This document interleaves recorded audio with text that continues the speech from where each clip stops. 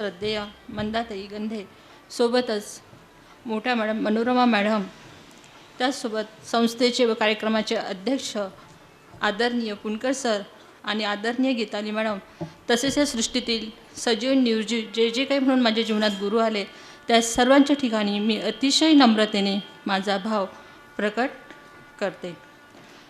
असे म्हणतात की गुरु हा माणसाच्या जीवनात अतिशय महत्त्वाचं असं स्थान आहे. गुरु कोई व्यक्ति नहीं, गुरु कोई शरीर नहीं, गुरु एक तत्व है, एक शक्ति है, गुरु एक भाव आहे, गुरु श्रद्धा आहे आणि गुरु समर्पण आहे. गुरु प्रार्थना से मिलता है, गुरु समर्पण से मिलता है, गुरु दृढ़ भाव से मिलता है और गुरु किस्मत वालों को ही मिलता है. अशा किस्मत आणि भाग्य लाभलेल्या आमच्या संस्थेच्या प्राचार्य गीताली मॅडम ह्या एक आहे असं मला या ठिकाणी आवर्जून म्हणावे वाटते. आणि त्यांच्यासोबत ते आमचाही वाटा त्यांच्या भाग्यात घेऊ पाहत आहे असं मी इथे म्हणजे आवर्जून नोंदवते. धन्यवाद मॅडम, तुम्ही आम्हाला असे चांगले संधी इथे उपलब्ध करून देता. आजच्या आपल्या कार्यक्रमाला प्रमुख अतिथी म्हणून लाभलेल्या जे व्यक्तिमत्व आपल्याला इथे लाभलेलं आहे प्रमुख अतिथी म्हणून, त्यांचा परिचय करून देण्याची जबाबदारी माझ्यावर आली. पण माझी अशी विनंती आहे की एवढ्या मोठ्या व्यक्तिमत्वाचा मी पामराने काय तिथे परिचय करून द्यावा. त्यांचं व्यक्तिमत्वच असं आहे की त्यांच्या व्यक्तिमत्वाकडे पाहिलं कीच आपल्याला लक्षात येते की ते व्यक्तिमत्व काय आहे. तरीही एक कार्यक्रमाची औपचारिकता आणि एका शब्दात मध्ये त्यांचा परिचय करून द्यायचा आहे. म्हणून मी आदरणीय वंदनीय मंदाताई गंधे मॅडम यांना परवानगी मागते की त्यांचा परिचय करून देण्याची त्यांनी मला परवानगी द्यावी आणि त्यांचा इथे मी परिचय करून देत आहे. मंदाकिनी भागीरथी गंधे हे त्यांचे पूर्ण नाव, ज्यांचे वास्तव अमरावती येथे आहे. अमरावती येथील गोपाळकृष्ण मंदिराच्या त्या व्यवस्थापक आहे. व्यवस्थापक असताना अत्यंत कुशल, नियोजनबद्ध, वक्तशीर तसेच भव्य कार्यक्रमाचे आयोजन आणि नियोजन त्या सतत करत असतात आणि ही त्यांच्या कार्याची वैशिष्ट्य आहे. आपल्याला सांगायला आवडेल की मंदाताईसुद्धा आपल्याप्रमाणेच एक शिक्षिका आहे. इथे मी खूप मोठं धाडस करत आहे. मंदाताई आमच्याप्रमाणे शिक्षिका आहे. आम्ही त्यांच्यासारखे म्हणजे एक शब्दाने इथे घ्यायचा आहे की त्यांचं शिक्षकत्व जे आहे त्यांच्यामध्ये ते आमच्यामध्ये आहे की नाही हे मी इथे सांगू शकत नाही. म्हणून मी इथे खूप मोठं धाडस करत आहे की ते आमच्याप्रमाणेच एक शिक्षिका आहेत. अमरावती येथील गुरुदास राठी येथे त्या गणित विषयाच्या प्राध्यापक म्हणून त्यांनी कार्य केलेलं आहे. अतिशय क्लिष्ट असा हा विषय की ज्याचा विद्यार्थ्यांच्या मनामध्ये, मुलांच्या मनामध्ये सतत एक भीती असते. तर अशा भीती असणाऱ्या विद्यार्थ्यांच्या त्या प्राध्यापिका होता. परंतु आपल्या शिक्षणाच्या कसोटीने किंवा वैशिष्ट्याने त्यांनी हे कार्य अतिशय सुलभ, सुगम विद्यार्थ्यांना करून दिलं आणि विद्यार्थ्यांची एक आवड त्या विषयामध्ये त्यांनी निर्माण करून दिली होती. 36 वर्ष अशी प्रदीर्घ, 36 वर्ष कमी नाही, 36 वर्ष अशी प्रदीर्घ सेवा त्यांनी महाविद्यालयामध्ये दिली. शैक्षणिक सेवेसोबतच त्यांनी प्रशासकीय विभागामध्ये सुद्धा काम केलेलं आहे. बालभारती म्हणून जे एक महाराष्ट्र शासनाचं एक पुस्तक निर्मिती विभाग आहे, त्या बालभारतीमध्ये त्यांनी काम केलेलं आहे आणि बालभारतीच्या प्रतिनिधी म्हणून त्यांनी देशावर सुद्धा काम केलेलं आपल्याला दिसून येते. म्हणजे महाराष्ट्र राज्याच्या बालभारती विभागामध्ये सुद्धा त्यांनी काम केलेलं आहे आणि देशाच्या स्तरावर त्यांनी आपल्या राज्याचं प्रतिनिधित्व केलेलं आहे. आणि हे प्रतिनिधित्व करत असताना साहजिकच त्यांना मद्रास, दिल्ली, पुणे, औरंगाबाद अशा विविध ठिकाणी काय करावे लागले, दौरे करावे लागले. आणि मग आपल्या मनात प्रश्न येतो की हे जर सतत दौरे करत असतील तर मग शैक्षणिक कार्य कोणी केलं? पण नाही, शैक्षणिक कार्य विद्यार्थ्यांची त्यांनी आभाळ होऊ दिली नाही. त्यांचं कार्य संपल्यानंतर जेव्हा त्या अमरावतीला यायच्या तेव्हा सुट्टीच्या दिवशी रविवारी एक्स्ट्रा क्लास घेऊन, अधिकचे क्लास घेऊन त्यांनी त्यांच्याकडे जो कोर्स होता, अभ्यासक्रम होता, त्या त्यांनी आवर्जून तिथे पूर्ण केलेला आपल्याला दिसून येतो. म्हणजे विद्यार्थ्यांचे सुद्धा त्यांनी तिथे आभाळ होऊ दिली नाही. विद्यार्थ्याप्रती त्यांनी आपले कर्तव्य अतिशय पूर्णतेने तिथे सांभाळलेलं आहे. आणि निवृत्तीनंतरचे सर्व जीवन त्यांनी लोकांना जीवनाचे गणित समजावून देऊन ते कसे सोडवावे आणि आनंदी व्हावे याचे मार्गदर्शन करण्यासाठी स्वतःला त्यांनी वाहून घेतले आहे. आदरणीय मंदाताई गणिताच्या शिक्षिका असल्या तरी कला प्रांतात सुद्धा त्यांचं काय आहे, प्रभाव आहे. त्या सुंदर अशा चित्रकारसुद्धा आहे. एवढंच नाही तर त्या काव्यसुद्धा करतात. तसेच संगीतकारही त्या आहेत. अनेक काव्यांना त्यांनी संगीतबद्ध केले आहे. आणि सोबतच गृहिणी म्हटलं की जो विभाग गृहिणीपासून दूर करता येत नाही असा पाककलामध्ये सुद्धा त्या अतिशय निपुण आहेत. अशा अनेक गुणांच्या धनी असलेल्या मंदाताई अत्यंत प्रेमळ आणि दयाळू आहेत. अत्यंत शारीरिक अस्वस्थ असूनसुद्धा आपल्याला भेटण्यासाठी, आशीर्वाद देण्यासाठी अत्यंत व्यस्त कार्यक्रमामध्ये सुद्धा त्या दिनचर्येतून वेळ काढून आपल्या महाविद्यालयामध्ये आल्या. हीच त्यांच्या कार्यतत्परतेची पावती आहे. धन्यवाद मंदाताई. मंदाताईच्या इतर गुणासोबतच त्यांचे वक्तृत्वही तितकेच प्रभावी आहे. शिक्षक म्हटलं की शिक्षकाच्या ठिकाणी वक्तृत्व हे असायलाच हवे आणि हे वक्तृत्वही त्यांच्या ठिकाणी परिणामकारक आहे. त्यांचा लाभ आपण घेणारच आहोत. असे बहुआयामी व्यक्तिमत्व असणाऱ्या मंदाताई गंदे यांचे मी मनपूर्वक खूप खूप आमच्या महाविद्यालयामध्ये स्वागत करते आणि त्यांना नम्र विनंती करते की त्यांनी सुंदर अशा कार्यक्रमामध्ये आम्हाला मार्गदर्शन करावे. धन्यवाद.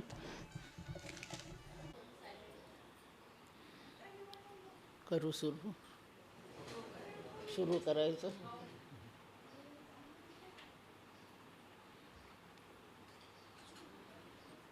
गुरुर्ब्रह्मा गुरुर्विष्णुर्गुरुर्देवो महेश्वरः. गुरुः साक्षात् परब्रह्म तस्मै श्री गुरवे नमः. वसुदेवसुतं देवं कंसचाणूरमर्दनं देवकी परमानन्दं कृष्णं वन्दे जगद्गुरुं. सदाशिवसमारम्भां शङ्कराचार्यमध्यमाम् अस्मदाचार्यपर्यन्तां वन्दे गुरुपरम्पराम्. योऽन्तः प्रविश्य मम वाचमिमां प्रसुप्तां सञ्जीवयत्यखिलशक्तिधरस्वधाम्ना. अन्यांश्च हस्तचरणश्रवणत्वगादीन् प्राणान्नमो भगवते पुरुषाय तुभ्यं. मूकं करोति वाचालं पङ्गुं लङ्घयते गिरिं यत्कृपातमहं वन्दे परमानन्दमाधवम्. श्री गोपाल कृष्ण भगवान की जय. श्री सद्गुरुनाथ महाराज की जय. जय जय रघुवीर समर्थ. श्री कृष्ण भगवंताला आणि सकल स्थानीय देवतांना नमस्कार. श्री सद्गुरुनाथ परमपूज्य डॉक्टर काका यांच्या श्रीचरणांना वंदन. सकल सज्जन संत साधू सत्पुरुष यांना सर्वांना वंदन. आणि गुरुपूजनाच्या निमित्ताने जमलेल्या आपणा सर्व सद्गुरू भक्त भाग्यवंतांना, बंधू भगिनींना सप्रेम अभिवादन. मला मिळालेल्या सूचनेप्रमाणे आपणाशी थोडासा सुखसंवाद साधण्याचा प्रयत्न करते. कार्यक्रम सुरू होऊन बराच वेळ झालेला आहे, पण माझं एक वैशिष्ट्य आहे की मला थोडक्यात बोलता येत नाही. म्हणून प्रथम विनंती करून ठेवते की आपण आत्तापर्यंत जसा खूप सहनशीलता दाखवून श्रवणाचा कार्यक्रम संपन्न होण्याला मदत केली, अशी आणखी थोडा वेळ काढा आणि मला आपणाशी थोडा संवाद साधण्याला मदत करा. निमित्त आहे श्री गुरुपूजन. परमपूज्य डॉक्टर काका आपले श्रीगुरू समजून आपण आज त्यांच्या चरणपादुकांचं पूजन केलं. शास्त्रशुद्ध पद्धतीने केलं, यथाविधी केलं. सर्व खूप पूज्य भावाने पूजेत सहभागी झालात. एक महाविद्यालय आहे, महाविद्यालय आणखीन पूजा, हा जोड जुळला याच्यासारखा आनंदाचा दुसरा विषय नाही मला. सध्याचे महाविद्यालयात शिकणारे विद्यार्थी, आणि बरं नाही वाटत म्हणायला पण म्हणते, त्यांना शिकवणारे प्राध्यापकसुद्धा हे मागासलेपणाचे कार्यक्रम करू इच्छित नाहीत. अपवाद हे महाविद्यालय पाहून मला भारताचं भविष्य उज्ज्वल आहे अशी खात्री वाटायला लागली. करीत रहा असंच. कोणी मागासला आहे हा माणूस असं म्हटल्याने तो मागासत नाही, आणि फार पुढे गेलेला आहे, पुढारलेला आहे असं म्हटल्याने तो पुढेही जात नाही. त्याचं स्वतःचं एकूण चरित्र काय दर्जावर आहे, तो दर्जा त्याला ह्या जगात मोठा किंवा लहान म्हणतो. त्याला जबाबदार त्याचं स्वतःचं विकसित व्यक्तिमत्वच असतं. आणि व्यक्तिमत्व विकसित करून घेण्यासाठी प्रयत्न लागतात. बाजारामध्ये, कारखान्यांमध्ये ज्या वस्तू तयार होतात त्या वस्तूतल्या बऱ्याचशा वस्तू पहिल्यांदा क्रूड असतात. त्याचा देखावा नीट झालेला नसतो. शुद्ध मराठीत त्याला म्हणतात, तयार झालेल्या मालाला फिनिशिंग करावं लागतं, मग त्याला चमक येते. मग कुठे त्याला काही खरबडीतपणा असेल तर तो गुळगुळीत होऊन निघतो. तशी आपण माणसे सुद्धा जन्मल्याबरोबर म्हणावे इतके विकसित नसतात, सुसंस्कृत नसतात. प्रयत्नपूर्वक संस्कार घडवावे लागतात, आणि तेव्हा माणसाचं व्यक्तिमत्व आवश्यक त्या विकासापर्यंत पोहोचतं. आपला विकास आकाशातून पावसासारखा पडत नाही, जमिनीतून पिकासारखा उगवत नाही. प्रयत्न साध्य आहे विकास. शिक्षण प्रयत्न साध्य आहे. बुद्धी उपजत मिळाली, पण संस्कार प्रयत्नाने करण्याचे आहेत. आणि हे संस्कार करविणारा स्वतः सुसंस्कृत हवा आहे. माझे डोळे मध्यंतरी जरा नादुरुस्त झाले, कॅटरॅक्टचा त्रास निर्माण झाला. डॉक्टर म्हणाले ऑपरेशन करावं लागतं. ठरवलं ऑपरेशन करून घ्यायचं. मी कोणाकडे गेले असेन? ज्या डॉक्टरच्या डोळ्यात कॅटरॅक्ट नाही त्याच्याकडे गेले. कारण त्याच्याच जर डोळ्यात ते असेल तर तो माझ्या डोळ्याला काय दुरुस्त करणार? तसं ज्याच्याकडून आपल्याला संस्कार घ्यायचे, तो संस्कार पुरवणारा पहिल्या प्रथम सुसंस्कृत पाहिजे. त्यालाच यायला पाहिजे. त्याला येत नसेल तर तो ज्याला सांगायचा प्रयत्न करतो त्याला सांगू शकणार नाही. सांगितलं तर ते शास्त्रशुद्ध असणार नाही, आणि असलं तर ते त्या पोराला काही पचनी पडणार नाही. पोराचा विकास होऊ शकणार नाही. हे स्पष्ट लक्षात ठेवा. शिकविणारा ज्याला शिकवायचं आहे त्या शिष्यापेक्षा फार पटीने सुसंस्कृत पाहिजे, शिकलेला पाहिजे. 10वीच्या वर्गाला काही शिकवायचं असेल तर मास्तर कमीत कमी ग्रॅज्युएट असावा लागतो. 1ली 2रीला प्राथमिक शाळेत शिकवायचं असेल तर त्याचा मास्तर कमीत कमी 12वी पास पाहिजे. 1लीला शिकवायचं आहे, 11 वर्ग तो पुढे शिकलेला पाहिजे. याप्रमाणे सुसंस्कृत असलेला त्याला आपण मोठा म्हणू, आणि तोच माणूस असंस्कृतांना सुसंस्कृत करू शकतो. अशा विकासाची गरज प्रपंचात आहे, व्यवहारात आहे.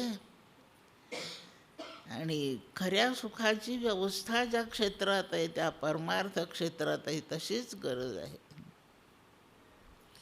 जो ज्ञानदान करतो, शिकवितो, त्याला गुरु म्हणायचं. गुरूंचे प्रकार 2 आहेत. आणि त्याचं कारण आहे आपल्या जीवनामध्ये 2 क्षेत्र आहेत. माणसाचं जीवन 2 क्षेत्रात चालतं. आणि मानवेतर पशुपक्ष्यांचं जीवन एकाच क्षेत्रात आहे. एवढा मोठा फरक आपल्यात आणि त्यांच्यात आहे. त्यांच्या जीवनाला खाणे पिणे, प्रजा उत्पन्न करणे, आहार निद्रा भय मैथुन, त्यांचं क्षेत्र संपलं. एवढ्यामध्ये काही शिक्षणाची गरज असेल तर तो शिकविणारा गुरु आहे. माणसाच्याही जीवनात हे क्षेत्र आहेच. प्रत्येक प्राण्याच्या जीवनात आहार निद्रा भय मैथुन या 4 बाबींचं क्षेत्र आहेच.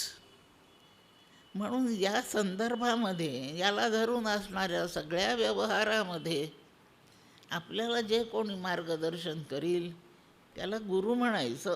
ते सगळे गुरु आहेत. ऐहिकाचं शिक्षण देणारे गुरु असतात, प्रपंचाविषयी बोलतात ते गुरुच असतात. नाशिवंत क्षेत्रात शिकविणाऱ्यांना गुरु समजायचं. आपली हे जे क्षेत्र आहे 4 बाबींचं, हे नाशिवंत क्षेत्र आहे. यातलं स्थिरप्रमाणे काही राहतच नाही. 4 दिवसात काही संपतं, काही 15 दिवसात संपतं, काही 2-4 वर्षात, काही 100-200 वर्षात, पण ते सगळं संपतंच. कपडा लत्ता संपतो, भांडी कुंडी संपतात. आपण ज्या पदावर काही सेवा कामं करतो ती पदे संपतात. ज्या देहात आपण आहोत तो आपला देहसुद्धा संपतो. मंत्रिपद मोठं मिळालं, आनंद झाला, तेही संपतं. प्रधानमंत्री व्हा, राष्ट्रपती व्हा, युनोचा अध्यक्ष व्हा, काही व्हा, सगळं संपतं. जे टिकून राहतं आहे, कायमस्वरूपी आहेच आहे, असं ह्या क्षेत्रात काहीही नाही. नसलेले नातेवाईक येतात, असलेले जातात, संपतात. असं काय आहे आठवून बघा की जे असं आपल्यासोबत कायम टिकेल. म्हणून ह्या विनाशी क्षेत्राबद्दल जे मार्गदर्शन करतात त्यांना फक्त गुरु म्हणतात. आता जे नाशत नाही, टिकूनच टिकून राहतं, अशा सुखाचा जो प्रांत आहे त्या प्रांताला परमार्थ म्हणतात. आणि आधीच्या क्षेत्राला प्रपंच किंवा व्यवहार क्षेत्र असं म्हणतात. याप्रमाणे स्पष्ट लक्षात ठेवावं. परमार्थ क्षेत्राचं मार्गदर्शन, शाश्वत आनंद सुखाचं मार्गदर्शन जे करतात, अविनाशी गोष्टींची चर्चा जे करतात त्यांना सद्गुरू म्हणतात. सतचा अर्थ अविनाशी, कायम टिकणारी गोष्ट, ती सत गोष्ट जे शिकवतात त्यांना सद्गुरू म्हणतात. आणि बाकीच्या क्षेत्रात सगळे गुरु. आईस्क्रीम कसं करायचं ह्या ताईने मला शिकवलं. ताई गुरु आहेत.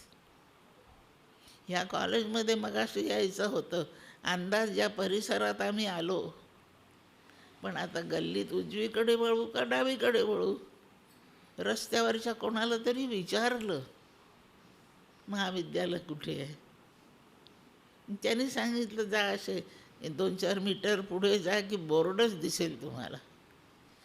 त्यांनी आम्हाला ठिकाण सापडण्याकरता मार्गदर्शन केलं. तो आमचा गुरु आहे. आणि असे आपल्याला प्रपंचात पदोपदी गुरूंची गरज आहे. स्वयंपाक करणाऱ्या भगिनी, शेजारीचं दुसरं कोणी उभं असेल ते चमच्यामध्ये तिखट घेतात आणि त्या शेजारीच्याला विचारतात एवढं घालू का? त्या म्हणतात आणखी थोडं घ्या. तो गुरु आहे. इतक्या मामूली गोष्टीत सुद्धा दुसऱ्याचं मार्गदर्शन जेव्हा हवं असतं तेव्हा आपली भूमिका शिष्याची असते आणि ते मार्गदर्शन देणारा गुरु असतो. मला झोप नाही येत हो, एखादी गोळी सांगा ना मला. त्यांनी सांगितली एक अबकडं गोळी काही, तो माझा गुरु झाला. पण ब्रह्म शब्द आपण ऐकलाय, ते ब्रह्म काय आहे हो? शाश्वत म्हणजे काय? सुख म्हणजे काय? सुखात आणि आनंदात फरक काय? असं कधी न संपणारं सुख मला होण्यासाठी मी काय काय करू? मला जप करायचा आहे, मी कोणत्या नावाचा जप करू?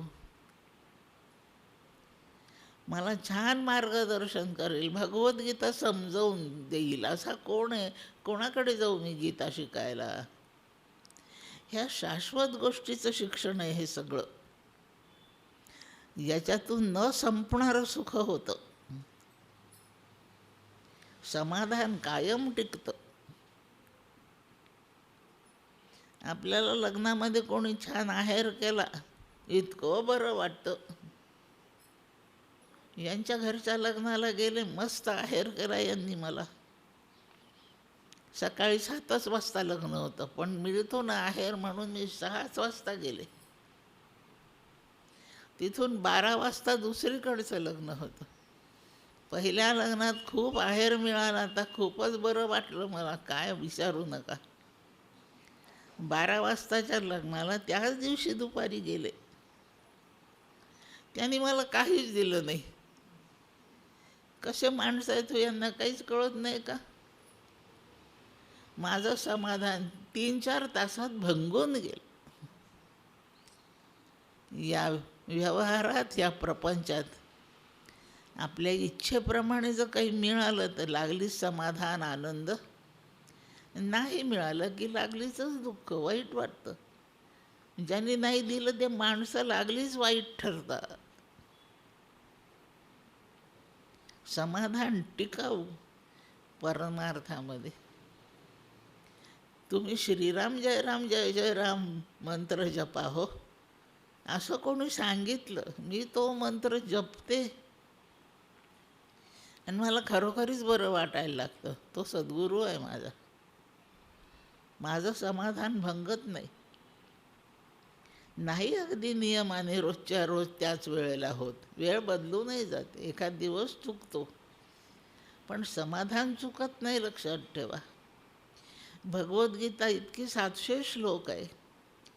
1 किंवा 2 श्लोकांचा अर्थ जरी आपल्याला कळला तरी आनंद होतो. आणि काही कळल्याचा आनंद सर्वात जास्त आहे. ज्ञान होण्याचा आनंद व्यवहारात आहे, पण ते ज्ञानही नाशिवंतच आहे, तो आनंदही नाशिवंत आहे. परमार्थामध्ये मिळणारा आनंद शाश्वत आहे आणि समाधान सगळं शाश्वतच आहे. कळणे, ज्ञानही अविनाशी गोष्टीचं अविनाशी ज्ञान मिळतं, त्याचा आनंद कधीच संपत नाही. म्हणून कधी न संपणारी गोष्ट मार्गदर्शन, संस्कार, ज्ञान याच्याद्वारे मिळत राहतं. आणि म्हणून आपल्या आयुष्यात ज्ञानाची किंमत सर्वात जास्त आहे. एवढी किंमत कशाचीच नाही. सद्गुरूची एवढी पूजा मांडतो, किंमत फार आहे त्यांची. कशामुळे? त्यांच्याजवळ ज्ञान आहे म्हणून. ज्ञानी पुरुषाची किंमत फार, ज्ञानाची किंमत फार, शेकडो पटीने चांगली आहे व्यवहारापेक्षा. ते कमी पडेल शेकडो पट म्हणणं. अत्यंत मौल्यवान पदार्थ ज्ञानच आहे जीवनात. आणि त्या ज्ञानाच्या साहाय्याने खरा, टिकाऊ, शाश्वत सत्य असाच आनंद होतो. ज्ञानाच्या किमतीबद्दल एक गोष्ट सांगते. एक चांगलं सधन कुटुंब होतं. सरकारी नोकरीत माणूस होता, फार मोठ्या हुद्द्यावर होता. काही लाखांचा त्याला दरमहा पगार पडायचा, एवढं पॅकेज होतं त्याचं. 2 पोरं बायको असं 4 जणांचं कुटुंब होतं. 2-3 दिवसाची सुट्टी आली आणि म्हणून त्या पुरुषाने ठरवलं 2-4 दिवस मिळतोय वेळ, आपण एक सहल काढू, पोराबाळांना घेऊन येऊ हिंडून कुठून. एक दिवस ठरवला. सकाळी उठले, काय खाय प्यायची व्यवस्था असेल तशी त्यांनी करून घेतली आणि सकाळी 4 जण सहलीला निघाले. त्यांचं गाव संपलं, पुष्कळ पुढे आले. आता वस्ती नाही त्या भागात, अशा ठिकाणी पोहोचले आहेत. रस्त्यावरच आहेत. पुढचं गाव जवळ नाही, मागचं गाव दूर पडलंय. अशा ठिकाणी जवळ काही वस्ती नसेल अशा भागात रस्त्यावर गाडी आहे आणि गाडी एकाएकी फेल झाली. पुढे सरकेच ना. ड्रायव्हिंग तो स्वतःच करीत होता. खाली उतरला, इंजिन उघडलं, काय बिघडलंय म्हणून त्यांनी पाहिलं. त्याच्या काही लक्षात येईना. त्यांनी हा स्क्रू फिरवून पाहिला, तो स्क्रू ओढून पाहिला, इकडे काही करून पाहिलं, तिकडे काही करून पाहिलं. काही गाडी सुरू होईना. 1 तास झाला, खटपटीमध्ये गेला.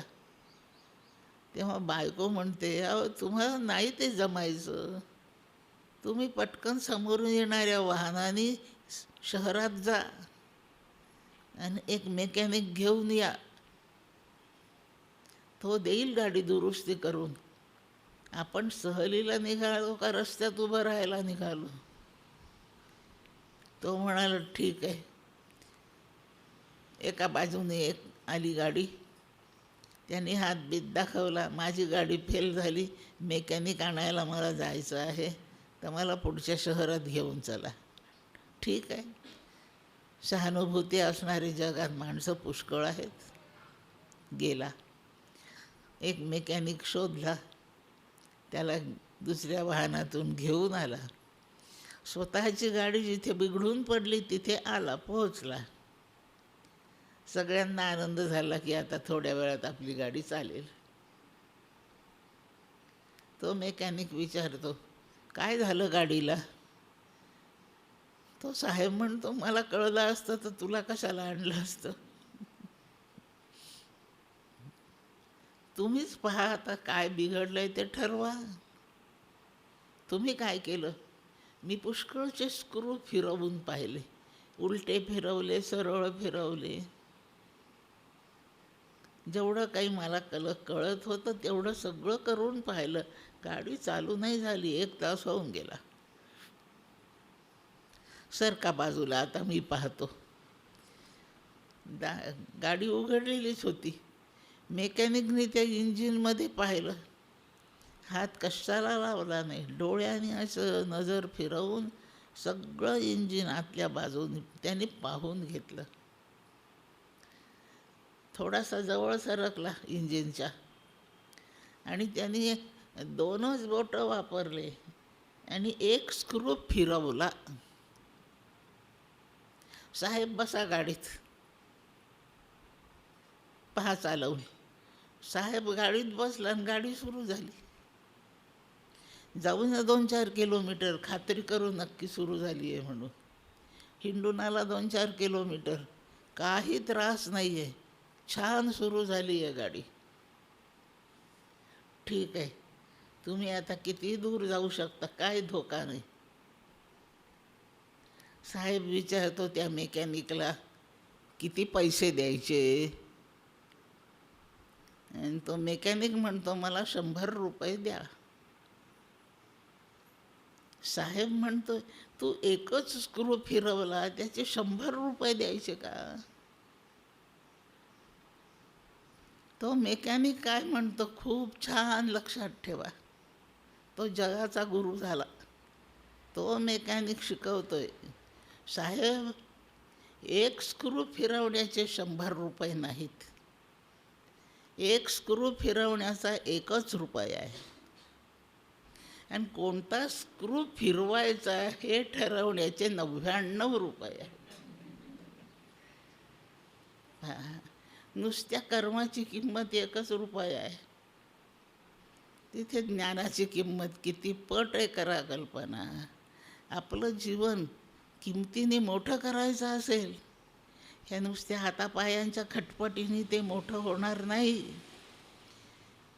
अज्ञानीपणाने काहीही केलं तरी काही उपयोग होणार नाही. ज्ञानाचा संस्कार जोपर्यंत नाही तोपर्यंत माणूस मोठा नाही होतो. आणि ते मोठा, जसं त्या मेकॅनिकने ज्ञानाची किंमत सांगितली, तसं ज्ञान देणारा आपल्याला गुरु भेटेपर्यंत आपल्या जीवनाचा नाही विकास होत म्हणजे नाही होत. आवडो की न आवडो, आनंद वाटो की न वाटो, पण मी सत्य सांगते आहे, माणसाची किंमत ज्ञानाने आहे. आपण आपल्या कुत्र्या मांजराचं सुद्धा जर ते सुसंस्कृतपणे वागत असतील तर कौतुक करतो. यांच्याकडे उतरले आहे मी, यांच्या घरी आहे कुत्रं. आरती सुरू झाली की गप्प उभं राहतं म्हणते. म्हटलं अरे वा, किंमत सुसंस्कृतपणाची. सुसंस्कृतपणा ज्ञानावर अवलंबून आणि ज्ञान देणाऱ्यावर अवलंबून. याप्रमाणे ही गुरुपरंपरा कायम पाहिजे या जगामध्ये. विष्णूने अवतार घेतला, राम अवतार घेतला, कृष्ण अवतार घेतला, परशुराम अवतार घेतला, हे विष्णूचे अवतार आहेत. असा विष्णूने एक दत्त अवतारसुद्धा घेतला. आत्री अनुसया यांच्या पोटी दत्त अवतार घेतला विष्णूने. हे बाकीचे अवतार संपले. राम अवतार संपला, राम निजधामाला गेले. कृष्ण अवतार संपला, कृष्ण निजधामाला गेले. वामन, परशुराम सगळे अवतार संपले. आपण घरी महालक्ष्म्या मांडतो, 3 दिवसांनी विसर्जित करतो. 10 दिवस गणपती मांडतो, विसर्जित करतो. हे सगळे प्रकार संपवण्यासाठी आहेत, संपतातच. पण दत्त अवतार नित्य आहे, लक्षात ठेवा, तो संपत नाही. दत्त अवतारात दत्त निजधामाला गेले अशी कथा नाही आहे. दत्त अवताराला नित्य अवतार म्हणतात. कारण काय आहे? का नाही संपवायचा तो? संपत का नाही? ज्या दिवशी जग तयार झालं, त्या जगात ज्या दिवशी माणसे तयार झालीत, त्या दिवशी त्यांच्यासोबत अज्ञान पण तयार झालं. हे जग जन्मतः अज्ञानीच आहे. आणि अज्ञानात दुःख आहे, सुख नाही. भगवंताला वाटतं की माझ्या ह्या जगात सगळं सुख असावं, म्हणून त्यामध्ये अज्ञान नसावं, पण आहे. मग अज्ञान घालवलं पाहिजे. अज्ञान घालवणारा गुरु असतो. म्हणून विष्णूने ठरवलं आपण आता गुरु अवतार घ्यायचा. देव अवतार नाही, गुरु अवतार घ्यायचा. जोपर्यंत अज्ञान आहे जगात, तोपर्यंत गुरूंची गरज आहे. म्हणून तोपर्यंत माझा हा अवतार आता टिकून राहील. म्हणून जगात औषधापुरतं जरी कुठे अज्ञान असेल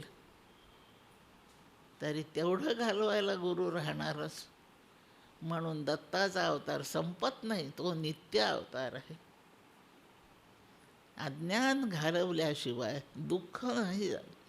दुःखाचं कारणच अज्ञान आहे. आणि म्हणून नित्य अवतार दत्तात्रेयाचा आहे.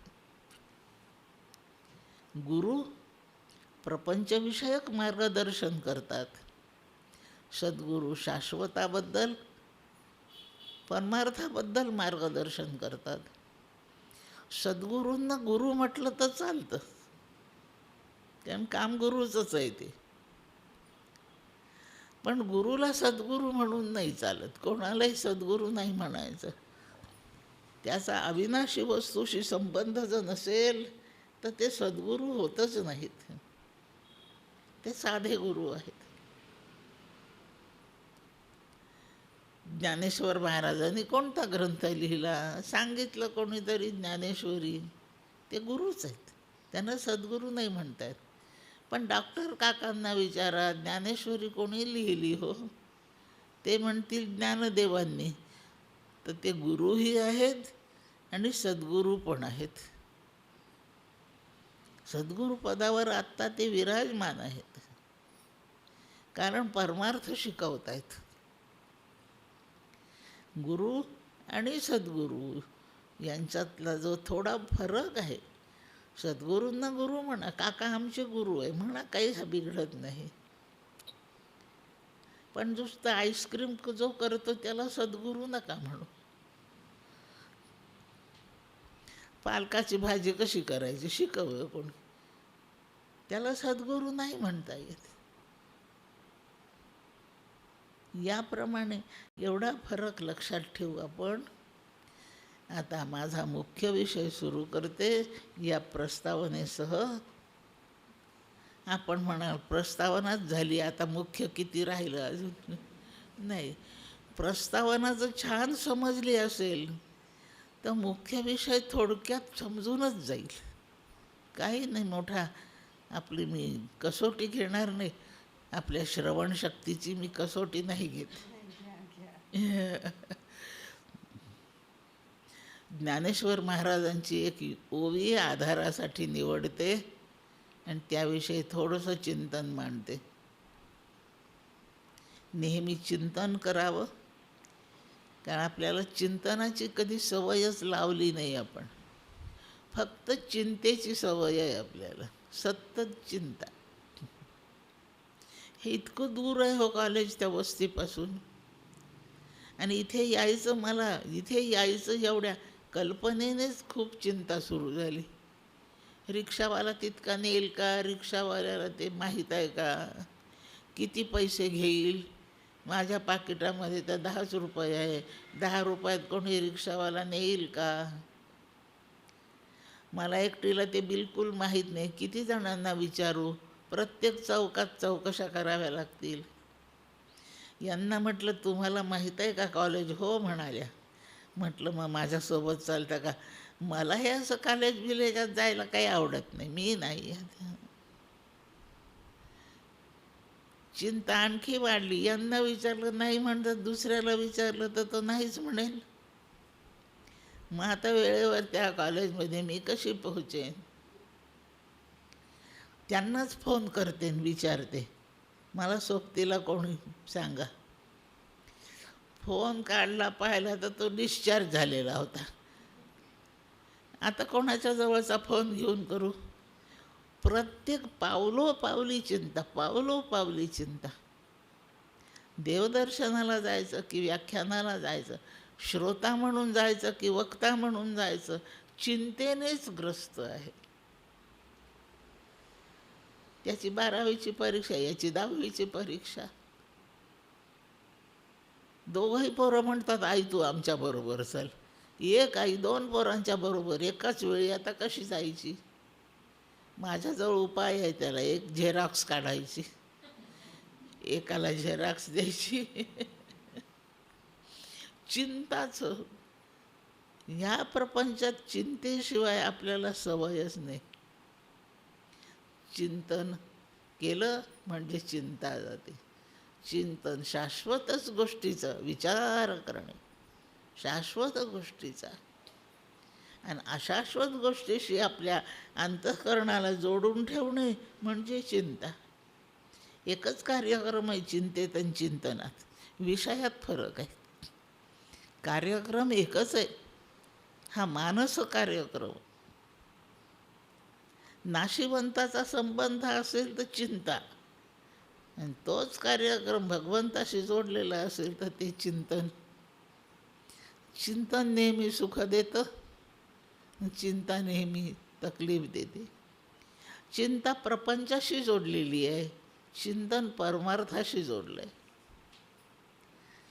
प्रपंच देहाशी जोडलेला आहे, परमार्थ देवाशी जोडलेला आहे. देहाशी जोडून जो मानस कार्यक्रम रोज होतोय ते चिंता आहे, देहाशी जोडून केला आहे. तो देवाशी जोडून जो मानस कार्यक्रम केला तर त्याला विचार किंवा चिंतन म्हणायचं. म्हणून चिंतनाचा विषय देव आहे आणि चिंतेचा विषय देह आहे. सोपं आहे हे समजायला, याच्यात काही अवघड नाही आहे. देह समजलो आणि त्याच्याशी चालला आहे मानस कार्यक्रम, आपण त्याला विचारच म्हणतो. रात्रभर विचार केला, सकाळी उठला तर तोंड म्हणजे 6 महिन्याच्या आजाऱ्यासारखं. विचारलं का हो, तब्येत बरी नाही का? तब्येत चांगली आहे. मग चेहरा का असा झाला आहे? रात्रभर झोप नाही आली. का बरं? रात्रभर डोक्यात विचारच फार होते म्हणून झोप नाही आली. रात्रभर डोक्यात विचार नव्हते. शास्त्र म्हणतंय रात्रभर डोक्यात अविचार होते आणि म्हणून चेहरा असा उतरलाय. विचार केला आणि चेहरा प्रफुल्लित नाही, मग विचार शब्दाचा अपमान आहे हा. जेणेकरून आनंदच फक्त लाभतो त्याला विचार म्हणतात. मग रात्रभर यांनी अविचार म्हणजे चिंता केली आणि म्हणून 6 महिन्याचा दुखणाईत दिसायला लागला. ओवी म्हणते, देखे मनुष्य जात सकळ, जे स्वभावता भजनशीळ, झाले असती केवळ माझ्या ठाई. देखे मनुष्य जात सकळ, जे स्वभावता भजनशीळ, झाले असती केवळ माझ्या ठाई. भगवान अर्जुनाला सांगतात, अर्जुना, ह्या त्रैलोक्यात जेवढे माणसं आहेत, कोणत्याही देशाचे, कोणत्याही भाषेचे, कोणत्याही धर्माचे, लंगडे लुळे धावपटू खेळाडू पहेलवान, ज्ञानी अज्ञानी, गरीब श्रीमंत, अगदी भेदरहित सगळे माणसं पहा, सगळे माझ्या भजनी लागलेले आहेत. सगळे माझं भजन करतात. झाले असती केवळ माझ्या ठाई, भजनशीळ आहेत. आम्ही तर देव नाही मानित, मग आम्ही कसे? तरी तुम्ही भजनशीळच आहात. आम्ही रामकृष्णाला हातही नाही जोडीत, तरी तुम्ही भजनशीळ आहे. ज्ञानेश्वर माऊली बोलते, मनुष्य जात सकळ, माणसांचे सगळे समुदाय, मनुष्य मात्र अपवाद सोडून सगळे माझे भक्त झालेले आहेत. जन्मतः स्वभावतः म्हणजे उपजतच ते भजनशीळ. त्यांना कोणाकडे भजन शिकायला जायची गरज नाही. भजन करणे हा त्यांचा स्वभाव आहे, जन्मतः उपजत स्वभाव आहे. कोणाचं भजन करतात? माझं. भगवान अर्जुनाला सांगतात, सगळेजण माझं भजन करतात. अर्जुन लागलीच विचारतो, अरे तू कृष्ण आहेस ना? हो आहे. मग सगळे काही कृष्णाचे भक्त नाहीत जगामध्ये. काही रामाचे भक्त आहे, काही दत्ताचे, काही गणपतीचे, देवीचे. आणि तू कसं म्हणतो की सगळे फक्त माझे भक्त आहेत? माझे शब्दाचा अर्थ भगवंत असा आहे. ज्या वेळेला गोकुळात कृष्ण होते तेव्हा त्यांना 2च हात होते, ते द्विभुज होते. अक्रूराच्या सोबत मथुरेकडे जेव्हा गेले तेव्हा भगवान कृष्ण चतुर्भुज गेले. लक्षात ठेवून घ्या, 2 भुज, 2च हात सगळ्या माणसांसारखे, तेव्हा ते मुरलीधारी होते. 4 हात जेव्हा झाले त्यांना, गोकुळ सोडल्याबरोबर चतुर्भुज झाले, तेव्हा शंखचक्र गदा पद्म ही 4 आयुधे होती. त्या चतुर्भुजाच्या जवळ चक्र आलं.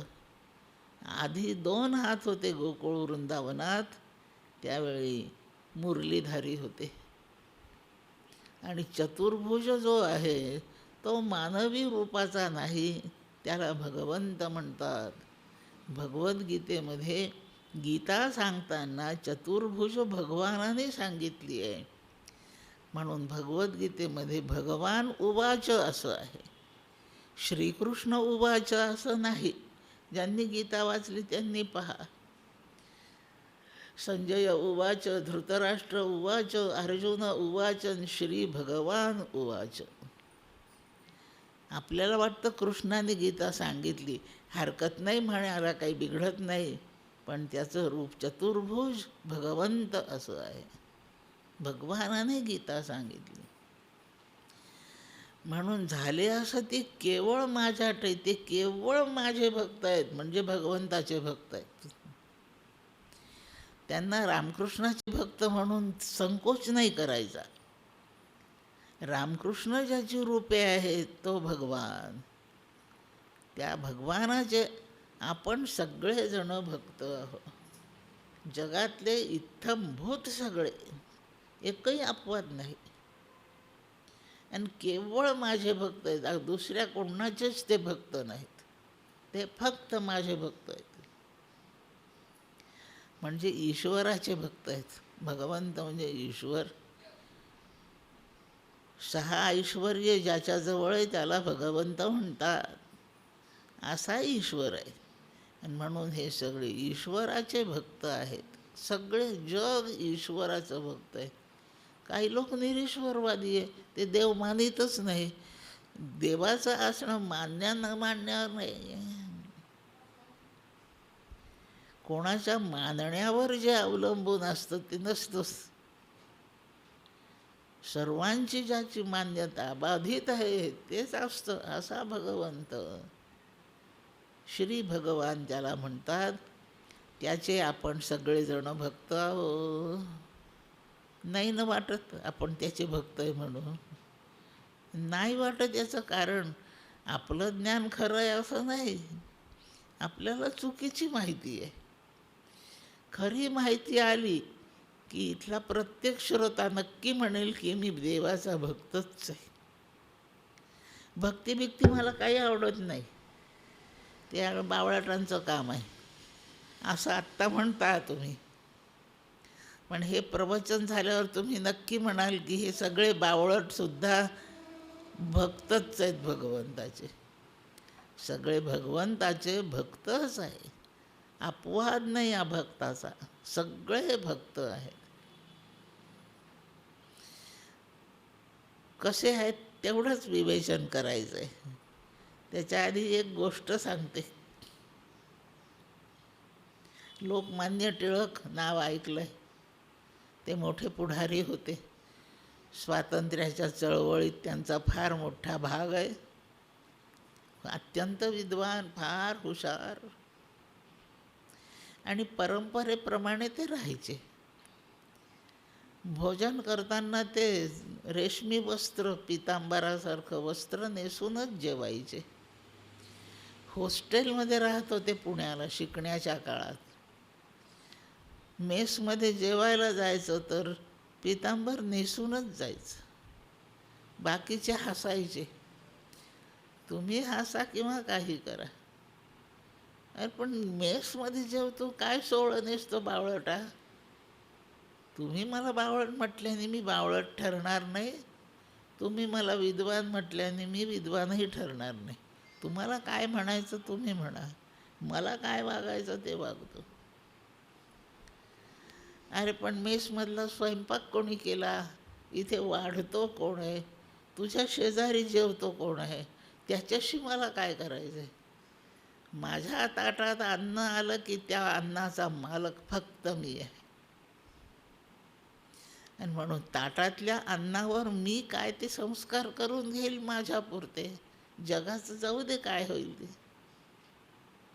इतके ते पारंपरिक पद्धतीने जीवन जगणारे होते.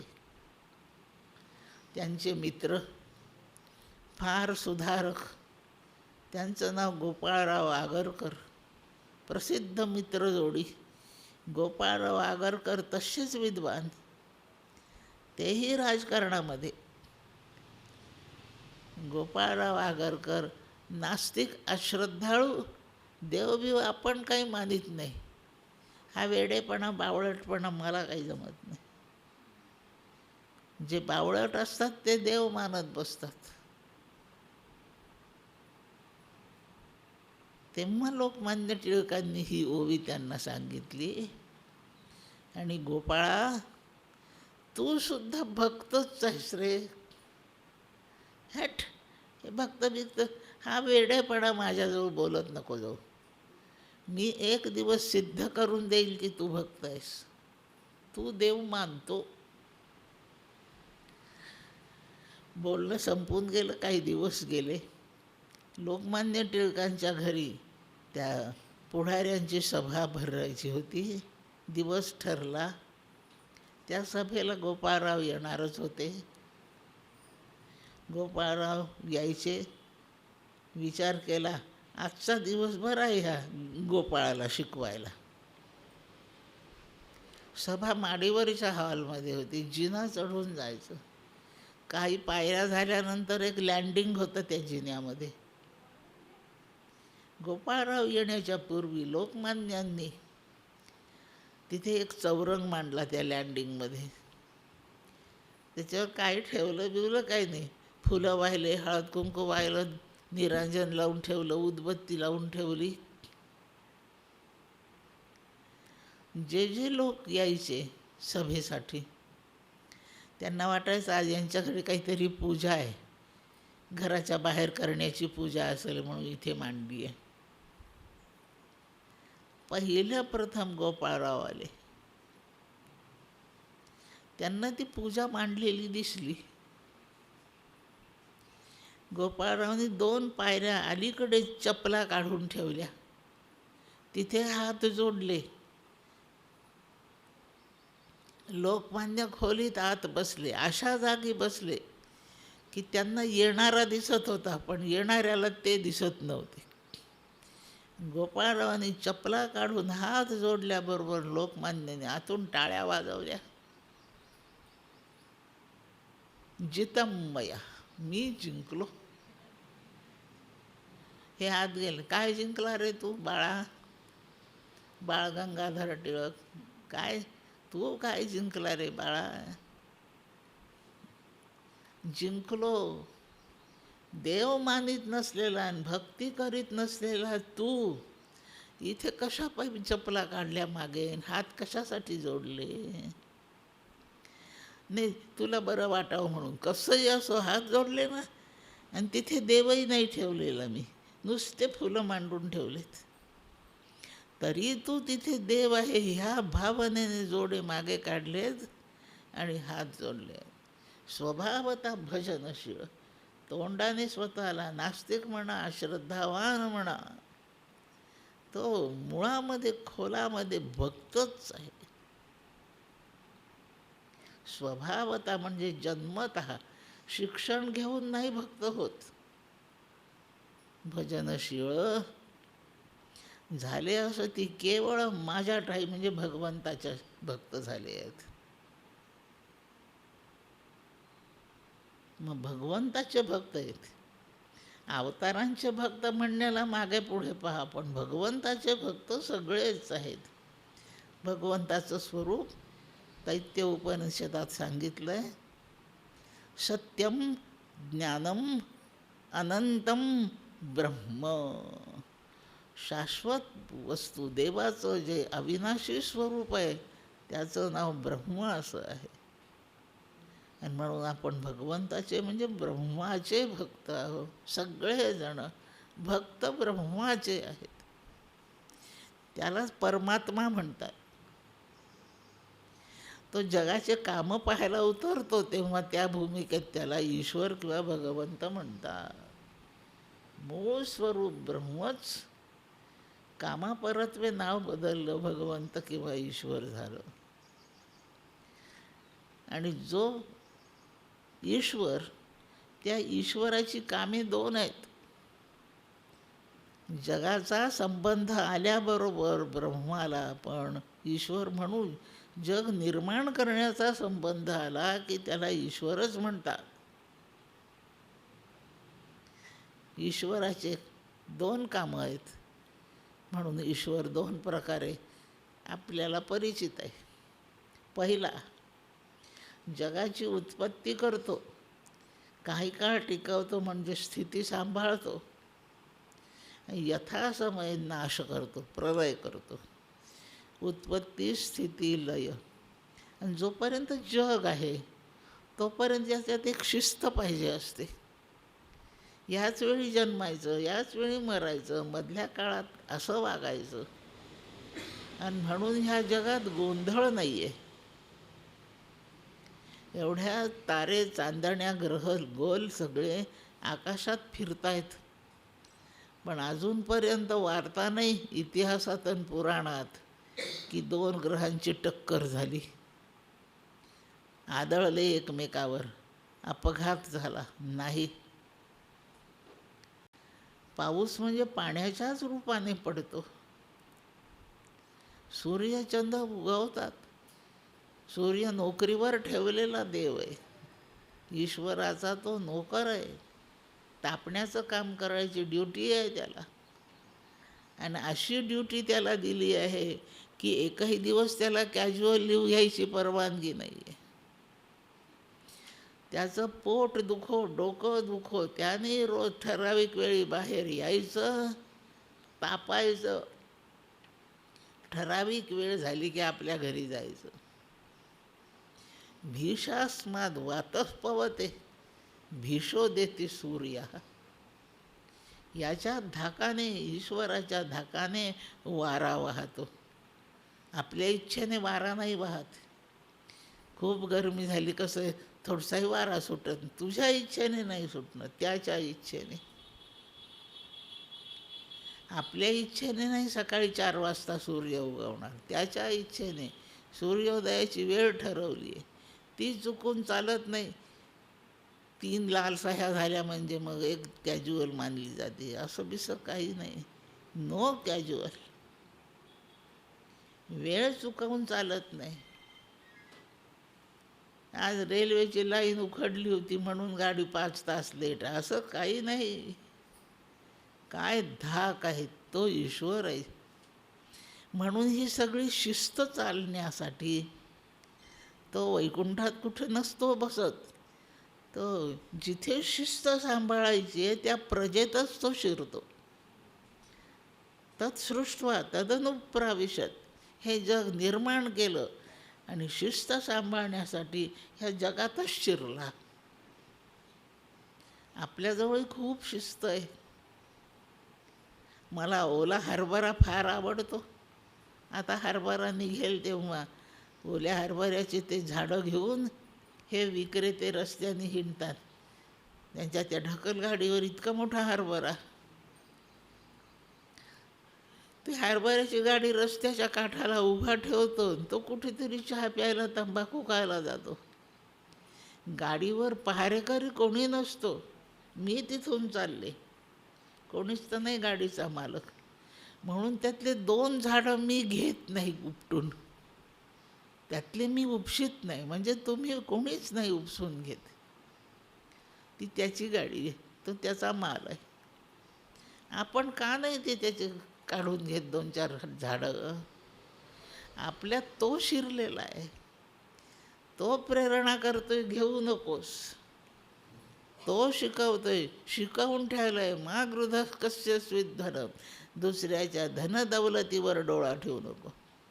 ही त्याने शिस्त लावली. आपल्या आईबापांनी चोरी करू नको असं अजून नाही शिकवलं, शाळेच्या मास्तरनी नाही शिकवलं, मला उपजतच ते कळतं, स्वभावतः कळतं आहे. अशी शिस्त त्यांनी माणसात केली. लोकांचे वावरं उघड्यावर मोकळे पडले आहेत. छान हुरडा करायसारखे कणस तयार आहेत. कोणी कोणाच्या शेतातले कणस कापून नेत नाही हो.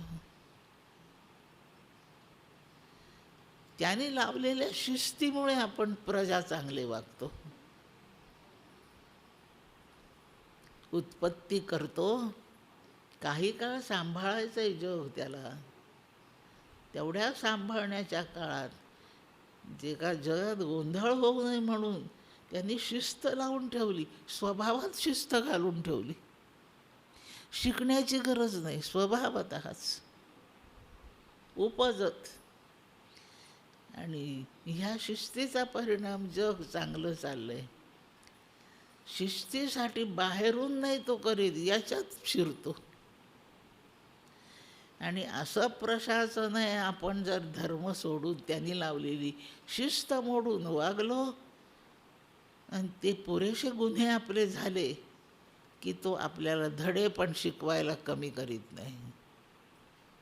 आयशाचा तैसा, असल्याचा नसला, असं करून आपले डोळे उघडण्याचा प्रयत्न करतो प्रशासन. आणि त्याच्यासाठी प्रवेश, 5 कामे ईश्वर करतो. लक्षात ठेवा, समजून घ्यायपेक्षा लक्षातच ठेवा. उत्पत्ती, स्थिती, लय, प्रवेश आणि प्रशासन, सगळ्या पंचमहाभूताची कामे आणि आपल्या स्वभावाचं वळण. फारच अधार्मिक कुकर्मे करणारा कोणी असेल तर त्याच्या वागणुकीची रूत, तो चोऱ्या करील, दरोडे घालील, खून करील, हत्या करील, त्यालाही प्रशासन आहेच. पण असे फार कमी आहेत. 100 माणसात कधी कधी एकही चोर नसतो. याप्रमाणे एवढे कामं करतो तेव्हा त्या ब्रह्मवस्तूला, जगाबद्दलचं हे काम करणाऱ्या ब्रह्मवस्तूला प्रभू असं नाव आहे. ईश्वराचं नाव प्रभू. ऐकलंय ना प्रभू शब्द? प्रभू काय करतो? तो ईश्वरच आहे. पण हे 5 कामे करतो त्याला प्रभू म्हणायचं. आपल्यासारखे खूप लोक अडाणीच आहे. खूप शिक्षण, आपल्याला संस्कार पाहिजेत. ते काम जेव्हा तो ईश्वरच करतो, दुसरं कोणी नाही करू शकत. शिकवण्याचं काम जेव्हा ईश्वर करतो तेव्हा त्याला गुरु आणि सद्गुरू म्हणतात. एकच. कमिशनरी ऑफिसमध्ये जातो त्याला कमिशनर म्हणतात. आपल्या पोराबाळांशी खेळतो तेव्हा त्याला बाप म्हणतात. व्यक्ती एकच आहे, कामे 2 आहेत. तो जो ईश्वर आहे तो भगवंत आहे. आपण सगळे त्या भगवंताचे भक्त आहोत. भगवंताचं स्वरूप सत्यं ज्ञानम अनंतम ब्रह्म. सत्य म्हणजे कधी संपत नाही, त्यात काही बदल होत नाही. सकाळची भाजी संध्याकाळी विटून जाते. लहान पोराचं जसं गोड स्वरूप असतं तसं म्हाताऱ्याचं नसतं, बदलून जातं. नवा आणलेला कपडा जसा टवटवीत, चमकदार, आकर्षक दिसतो, असा वर्षा 6 महिन्यांनी राहत नाही. सतत बदल होतात. ज्यात बदल होतात ते सत नाही. जे संपून जातं त्यातही नाही. भाजी विटायच्या आधी खाऊन संपून जाते. संपून जाणे किंवा बदलून जाणे. तेवढी भाजी जेवताना नाही संपली तर विटणार, आणि कमी केलेली असेल तर खाऊन संपणार. 2च गोष्टी भाजीच्या नशिबी आहेत. एक तर संपणार, नाही तर विटणार. आणि विटणे हे सगळ्यांच्या चरित्रात लागलेलं आहे. पुष्कळ वर्षापासून मी साड्या विकत आणते, छान रंगाच्या आणते. 7-8 महिने झाले की त्या जुन्यासारख्या दिसतात. फाटत नाही पण जुन्या दिसायला लागतात. विटले रंग. म्हणजे रंग गेले, कमी झाले, फिक्के झाले, विटली साडी. आता निघाल्या सिंथेटिक साड्या. त्या बेट्या फाटत नाहीत लवकर, नवेपणा त्यांचा नाहीसा होतो. फाटली नाही तर फेकवत नाही, विटलेली नेसायला आवडत नाही. तेव्हा मी म्हणते आता ही फेकून देते, आता आणते दुसरी नवीन साडी. का हो? फाटली नाही, काही नाही, कशी एवढी फेकून देता? ती साडी नेसायला मी विटले, म्हणजे साडीच्या नशिबी विटणे आहेच. ती तरी रंगाने विटून जाते, नाही तर नेसायला मला तरी वीट येतो. नाशिवंत जग हे असंच आहे. जे असं नाही त्याला सत म्हणतात, जे असं बिघडणार आहे त्याला मिथ्या म्हणतात, आणि जे जगात नसतंच त्याला असत्य म्हणतात. यातला पहिला प्रकार सत्य, सतत एकसारखं, कितीही काळ जावो. अमरावतीत ते तसंच आहे, अकोल्यात तसंच आहे, लंडन न्यूयॉर्कमध्ये ते तसंच आहे, समुद्रावर तसंच आहे, हिमालय डोंगरावर तसंच आहे. कुठे काही फरक नाही. असा भगवंत आहे, असा ईश्वर आहे. तोच सगळीकडे, जसाच्यात तसा सगळीकडे. त्याला भगवंत म्हणतात, आणि तो असा आहे याच्या त्या सद्गुणाला सत्य म्हणतात. आपण कशाचे भक्त आहो सांगा बरं? साडीच्या विटण्याचे भक्त आहो का? साडी फाटण्याचे भक्त आहो का? संपून जाण्याचे भक्त आहो का? जसंच्या तसं टिकलेलं आवडतं, चिरकाळ टिकलेलं आवडतं, सगळीकडे सारखं असलेलं आवडतं. थोडशा दृष्टांतांनी सांगते. गावाला जायचं, अमरावतीहून मुंबईला जायचं आहे. तयारी झाली का मला लोक विचारतात. हो झाली. आठव बरं, तू फार विसरते, सांग काय काय घेतलं. कपडे घेतले, बाकी काय लागतं वेण्या फण्याचे सामान ते सगळे घेतले. भाकरी पोळी काही डबा घेतला का? तोही पण घेतला. पाणी घेतलं का? मी म्हणते हो पाणी पण घेतलं. ते घरातले काही मला विचारित नाही हवा घेतली का, आणि मीही सांगत नाही की हवा घ्यायची राहिली. जी हवा अमरावतीत ती मुंबईकडे आहे, आणि म्हणून इथे जे मला उपलब्ध आहे ते तिथे उपलब्ध आहे. म्हणून तयारी करताना हवा घेणे हा तयारीचा भागच नाही, सगळीकडे उपलब्ध. याप्रमाणे ईश्वर कोणत्याही देशात जा, डोंगरावर जा का पाण्यात जा, कुठंही जा, तो ईश्वर सगळीकडे उपलब्धच आहे, हवेसारखा. काय देवाने सोय केली? जिथे आपलं नाक तिथे हवा, बस. अशा नियमाने भगवंत सगळीकडे उपलब्ध आहे, त्याला सत्य म्हणतात. आणि जे सत्य सतत उपलब्ध आहे ते सर्वात जास्त आनंद देणारं. आपल्या जीवनात इतके पदार्थ आपल्याला भोगायला मिळत आहेत, हवेची सर एकाही भोग्य वस्तूला नाही. सर्वात मोलाची हवा आहे. नाही 4 दिवस खायला दिलं, नाही 2-4 दिवस पाणी दिलं, मरत नाही माणूस. हे तास 2 तास ते मास्क बांधलं तरी गुदमरतो माणूस. क्षणभरही हवेचा वियोग नाही चालत. आणि म्हणून फुकटात सर्वत्र एक समान हवा देवाने तयार केली. सर्वत्र सदा सम. हे ईश्वराचे धर्म आहे, हे माणसाचे नाही आहे. हवा मोफत आहे. तर पेट्रोल पंपावर फुकट हवा देण्याची काही ठिकाणी सोय आहे, काही ठिकाणी 4 पैसे द्यावे लागतात. तो व्यवसायाचा भाग सोडा, पण हवा सर्वत्र सदा सम, विनामूल्य उपलब्ध आहे, सर्वांना पाहिजे म्हणून. त्यापेक्षा पाणी काही वेळ नसलं तर भागतं, म्हणून त्याच्या खालोखाल पाणी उपलब्ध आहे. आणि अन्न 8-8 दिवस नसलं तरी चालतं, म्हणून सर्वात कमी उपलब्धी अन्नाची आहे. सोनं तर आयुष्यभर नसलं तरी चालतं, म्हणून सोनं फारच कमी. तसा भगवंत आपल्या सोबतीला अखंड पाहिजे म्हणून तो सर्वत्र उपलब्ध आहे, म्हणजे तो सत्य रूपाने उपलब्ध आहे. आपण सत्याचे म्हणजे टिकाऊ वस्तूचे भक्त आहोत बस. असत्य बोलणं, खोटं बोलणं सतत टिकत नाही. सत्य बोलणं कायम टिकतं, कारण एक असत्य झाकायला दुसरं असत्य जोडावं लागतं. आणि म्हणून आपण सत्याच्या उपर भांडायची वेळ आली, तू मी करायची वेळ आली, हे पा मला काही खोटं बोललेलं बिलकुल चालत नाही, असे बोटं बिटं करून त्याला दटावतो आपण. आपण सत्याचे भक्त आहे. 10 वेळा मी खोटं बोलते, पण लोकांना सांगते मला खोटं बोललेलं बिलकुल आवडत नाही.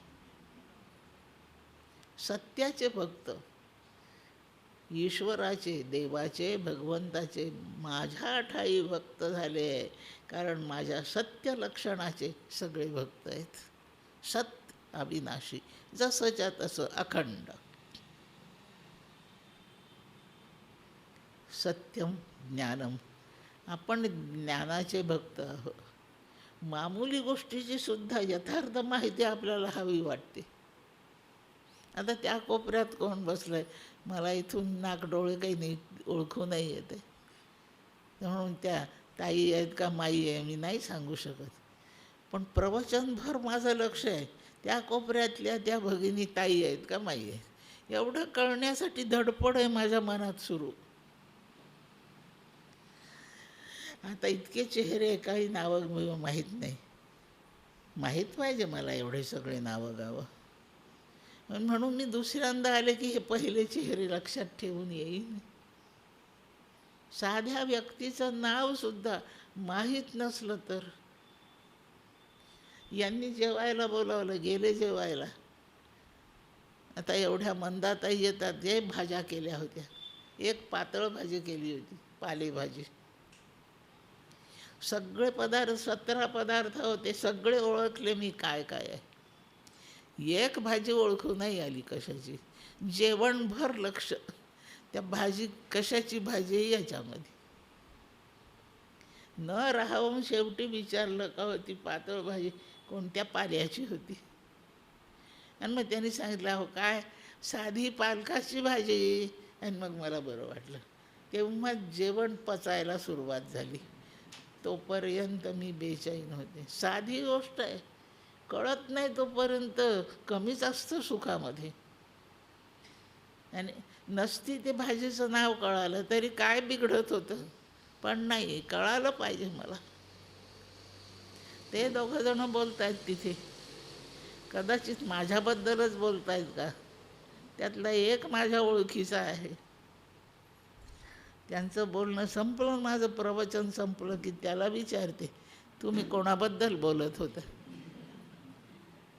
आणि त्यांनी सांगितलं आमचा तो दोस्त प्रवचनाला नाही आला, तर तो विचारित होता की तो का नाही आला, तब्येत बरी नाही का. असं जाऊ द्या. मला लागली शंका माझ्याबद्दल बोलत असतील. आणि ते कळत नाही तोपर्यंत मला प्रवचनाचं सुख नाही होत, संबंध नाही घेण्या देण्याचं. श्लोकाचा अर्थ कळण्याचं तर फारच गंभीर आहे. आपल्याला व्यवहारातलं सुद्धा कळलं पाहिजे, मग भगवंताविषयीचं नको का कळायला. मामूली भाजीपाल्याच्या ज्ञानापासून ईश्वराच्याबद्दलचं सगळं कळेपर्यंत आपली ज्ञानाची भूक शांत नाही होत. ज्ञानात चैतन्य आहे. चैतन्य विशेष प्रकारे काम करतं आहे ज्ञानामध्ये. त्या ज्ञानाने आपलं जीवचैतन्य आनंदित होतं. सर्वत्र एकच चैतन्य आहे. ज्या चैतन्याच्या योगे तुम्ही बोलता त्याच चैतन्याच्या साह्याने मी पण बोलते. ते चैतन्य सर्वत्र सारखं आहे. सत्य गोष्ट सर्वत्र सारखी असते. गणितात एक उदाहरण आहे, सगळ्यांना कळेल. गणित शिकलेले असा का नका शिकू. दर साल दर शेकडा 10 प्रमाणे 500 रुपयाचे 3 वर्षाचे व्याज किती? सरळ व्याज किती? साधा प्रश्न आहे. उदाहरण सोडवलं, सगळ्या स्टेप्स लिहिल्या, उत्तर काढलं. 5-7 पोरांचं उत्तर चुकलं आहे, 10-20 जणांचं उत्तर बरोबर आलं. ज्यांचं उत्तर बरोबर आलं त्या सगळ्यांचं उत्तर समानच आलं. ज्यांचं पूर्ण बरोबर ठरलं उदाहरण, त्या सगळ्यांनी काढलेलं उत्तर समानच आलं, एकच उत्तर आहे. ज्या 7-8 जणांचं चुकलं त्या प्रत्येकाचं वेगळं. 150 उत्तर यायला पाहिजे नाही हो, माझं गणित नाही तेवढं पक्क. 150 उत्तर त्याचं खरं आहे, तर ते ज्यांचं बरोबर आलं त्या सगळ्यांचं 150च आलं. ज्यांचं चुकलं त्यांचं कोणाचं 120 आहे, कोणाचं 100 आहे, कोणाचं 250 आहे. ज्यांचे चुकले त्यांचे उत्तर सगळ्यांचे वेगळे वेगळे आहेत. ज्यांचं बरोबर आहे त्यांचं उत्तर एकच. लक्षात ठेवा, सत्य गोष्ट एकमेव असते आणि ती सर्वत्र सदा सम असते. मुंबईतल्या पोरांनी उदाहरण बरोबर केलं तरी त्याचं उत्तर तितकंच. एखाद्या अगदी खेड्यातल्या मामूली शाळेतल्या पोरांनी बरोबर केलं तरी उत्तर तितकंच. चुका अनंत असू शकतात, बरोबर सत्य एकमेव असतं. असं जे एकमेव सत्य ते भगवंताचं रूप आहे आणि आपण सगळे सत्याचे उपासक आहोत. देवरूपाने माना का नका मानू, सत्य रूपाने त्याला मानता. सत्य हे त्याचं स्वरूप आहे. ज्ञान सगळ्यांना पाहिजे. कोणत्याही पोराला मी नापास व्हावं वाटतच नाही. अभ्यास करीत नाही पण पास व्हावं वाटतं.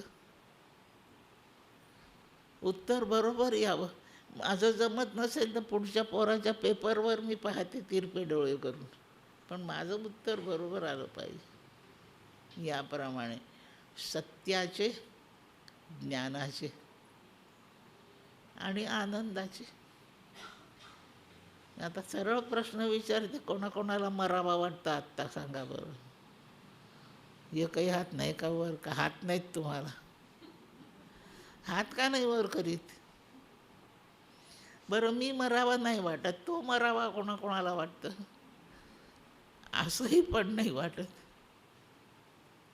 जे मेले त्यांच्याबद्दल टाळ्या वाजवा. वाजवता का कोणी?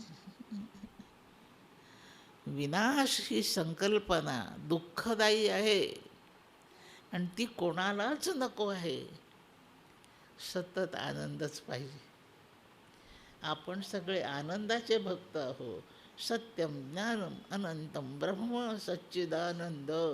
आपण सच्चिदानंद लक्षणाचे म्हणजे भगवंताचे भक्त आहे. भगवान अर्जुनाला तेच सांगतात, जन्मतः न शिकता उपजत. लहान पोराला आईचं दूध पित, त्या पोराला सुद्धा दूध प्यायला शिकवावं नाही लागत. कोणती शाळा आहे? कुठे त्या बालकाला घातलं शाळेत? मोठा होतो तसा खायचं समजतंच. कित्येक गोष्टी औपचारिक शिक्षणाची काही गरज नाही, पण ते येतं. याचं कारण सत्य, ज्ञान, अनंत आणि मोठं पाहिजे, न संपणारं पाहिजे. आणि जे सत्य आहे, जे ज्ञानरूप आहे आणि जे मोठं, इतकं मोठं व्यापक आहे, ते फक्त आनंदच देतं. म्हणून सत्यम ज्ञानम अनंतम ह्या वचनाचा अनुवाद करून सच्चिदानंद असं म्हटलं जातं.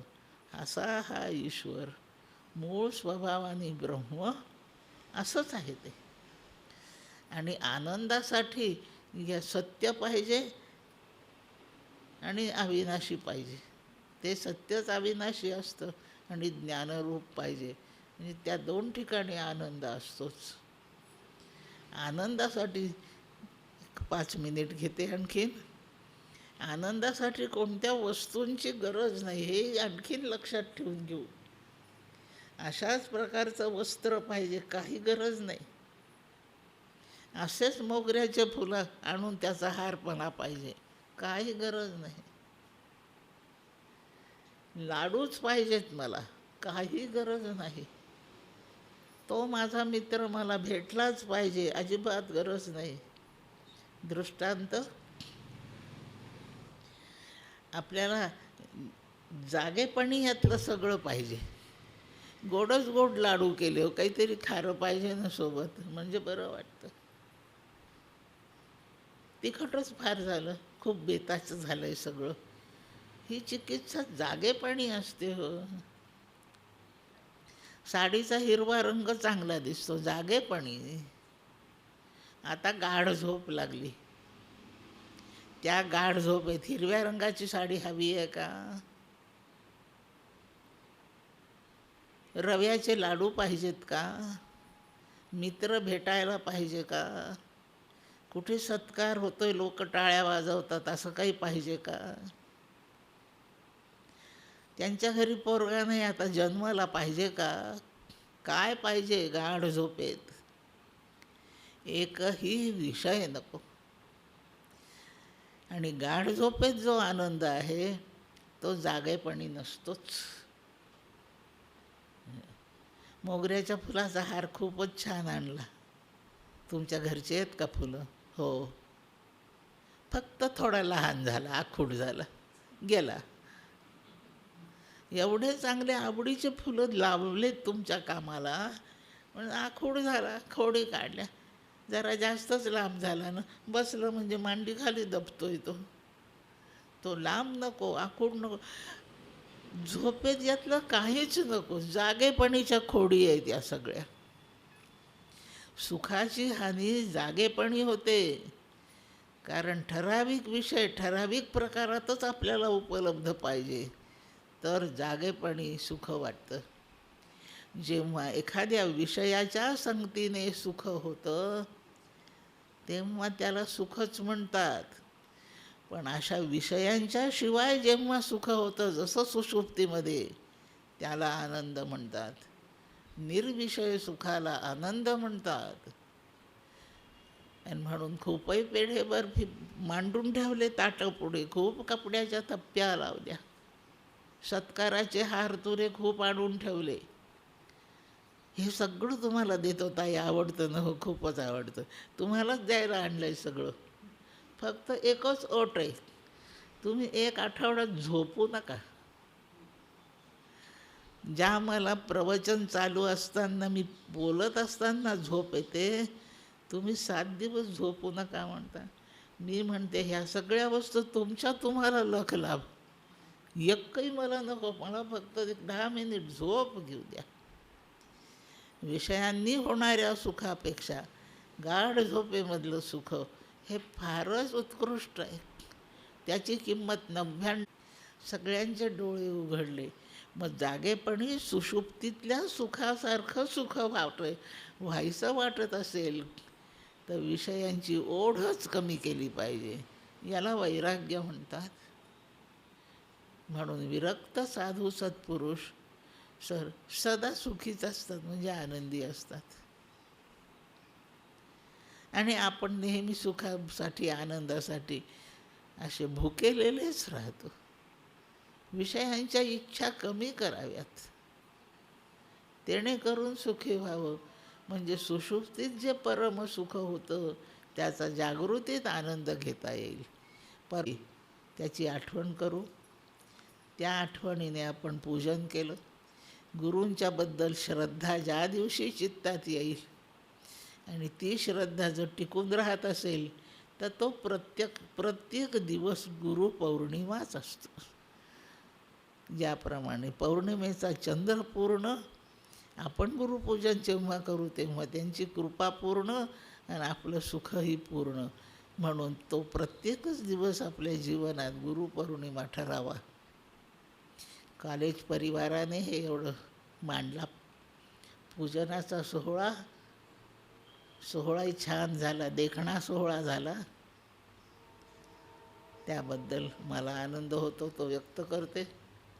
आपणा सर्वांना झाला आहे तर त्याच्यामध्ये भागीदार होऊन माझा आनंद मी द्विगुणित करते. आपणा सर्वांना भगवंताच्या भक्तीचा संस्कार लाभो आणि आपलं जीवन विकसित होवो अशी कामना व्यक्त करते. सद्गुरुनाथांना वंदन करते आणि माझ्या वाणीला विराम देते. श्री सद्गुरुनाथ महाराज की जय. म्हणा जय तर म्हणा हो जय. हरकत नाही म्हणा. मी समजते की आपण इतके आनंदित झालात की जय म्हणायला सुद्धा भानावर नाही राहिले. छान आहे. अशी आदरणीय स्थिती मॅडम चांगली आहे. मनस्वी धन्यवाद. यानंतर पसायदान होईल. पसायदानासाठी सर्वांनी आपल्या जागेवर उभं राहायचं आहे आणि पसायदान झाल्यानंतर कार्यक्रमाची सांगता होईल. पसायदान हे जे खळांची व्यंकटी सांडो, तया सत्कर्मी रती वाढो.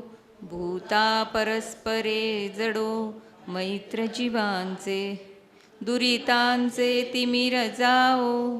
विश्वस्वधर्म सूर्ये पाहो, जो जे वांछील तो ते लाहो. प्राणिजात वर्षत सकळ मंगळी, ईश्वरनिष्ठांची मांदियाळी. अनवरत भूमंडळी भेट तू भूता. चला कल्पतरूंचे आरव, चेतना चिंतामणीचे गाव. बोलते जे अर्णव पियुषांचे, चंद्रमेजे अलांछन. मार्तंड जे तापहीन, ते सर्वाही सदा सज्जन. सोय रे हो तू किंबहुना सर्वसुखी, पूर्ण हो नीतिनी लोकी. भजी जो आदिपुरुखी अखंडित, आणि ग्रंथोपजीविये विशेषी लोकीये. दृष्टादृष्ट विजये हो आवेजी. येथ म्हणे श्री विश्वेश्वराओ, हा होईल दान पसाओ. येणे वरे ज्ञानदेवो, सुखिया झाला सुखिया झाला. पुंडलिक वरदा हरी विठ्ठल, श्री ज्ञानदेव तुकाराम. पंढरीनाथ महाराज की जय. सद्गुरुनाथ महाराज की जय. सगळ्यांनी